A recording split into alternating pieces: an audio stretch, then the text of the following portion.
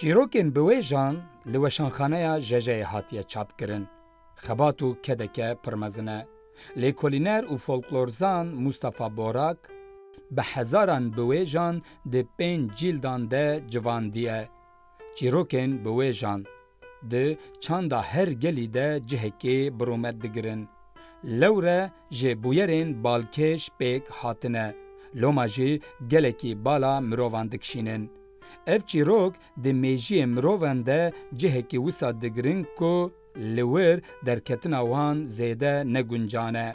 Bi rastî jî mirovê ku çîroka biwêjekî bibihîse yan jî bixwîne, nikare zû bi zû wê ji bîr bike.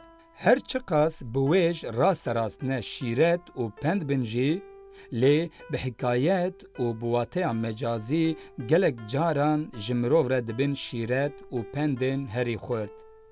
Di çîrokên biwêjan de hêza afirandina gel, a ku bi domandina sed salan de bi awayekî hevkarî û kolektîv pêk hatine heye. Ji ber wê jî encamek xurt derdikeve pêş.